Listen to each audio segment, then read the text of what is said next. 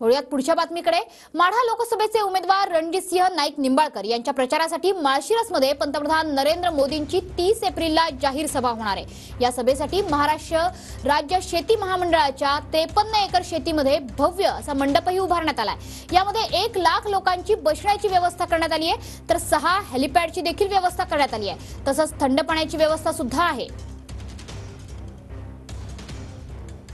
कोल्हापूरचे महायुतीचे उमेदवार राम सातपुते आणि माढ्याचे उमेदवार रणजितसिंह नाईक निंबाळकर यांच्या प्रचारार्थ देशाचे पंतप्रधान नरेंद्र मोदी यांची सभा खरं तर माळशिरसमध्ये 30 एप्रिल रोजी होणार आहे। आपण बघू शकतो त्याची तयारी आता सुरू झालेली आपल्याला पाहायला मिळते। ही तयारी आता अंतिम टप्प्यात देखील आलेली आहे।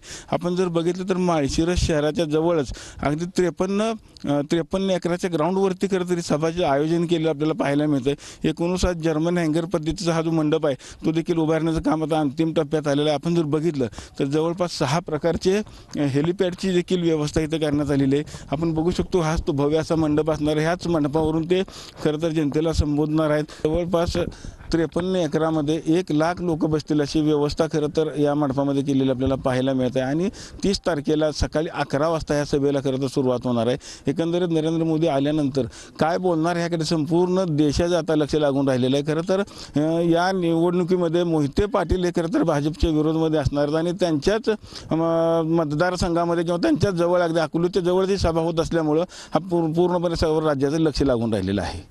माळशिरसहून कॅमेरामन जगदीश रवी लगेकर, TV9 मराठी।